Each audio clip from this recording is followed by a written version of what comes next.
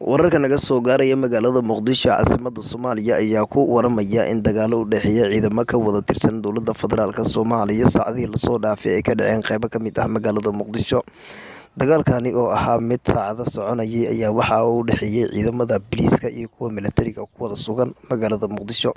Rasaasta ayaa muddo saacada waxaa laga maqlayay xaafado ka tirsan degmada Hiirawaa ee gobolka Banaadir, halkaasi ay isku weydaarsanayeen ciidamada booliiska gobolka Banaadir iyo ciidamo ka tirsan kuwa militariga Soomaaliya.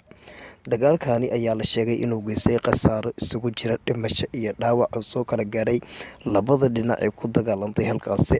Wararka qaar ayaa waxa ay sheegayaan in dagaalkaasi uu ku dhaawacmay taliyaha booliiska degmada Hiirawaa ee gobolka Banaadir.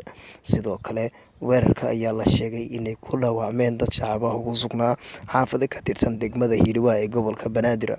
Muddooyinkii ugu dambeeyay ciidamada booliiska gobolka Banaadir iyo kuwa militariga ayaa ku hardamayay xaafado iyo isgoysyo ka mid ah magaalada Muqdisho, halkaasina ay ka dhashaan khasaare isugu jira dhimasho iyo dhaawac.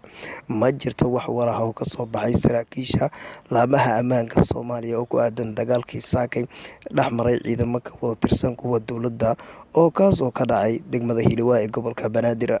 Ciidamadani ayaa wadar jeero hore ku dagaalamay koontaroolyo ku yaala magaalada Muqdisho, waxaana xilliyadaasi dhaca khasaarooyin soo kala gaara ciidamada iyo dadka shacabka ah ee ku sugan isgoysyada ay ku hardamayaan ciidamada booliiska iyo kuwa militariga.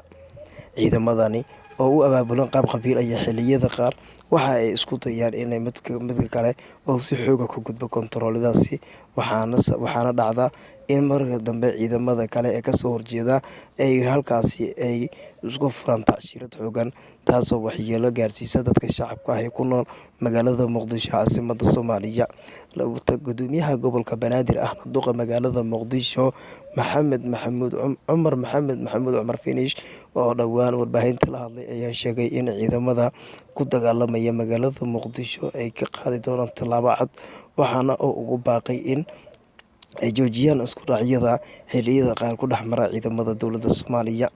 Dhowaan ayaa madaxweynaha dalka waxa uu sheegay in la hakiyo ama laga hortago weerarada soo noqnoqday ee ka dhacaya xaafado ka tirsan ama koontaroolyada ay ku leeyihiin ciidamada oo xilliyada qaar dhacda inay halkaasi ku hardamaan.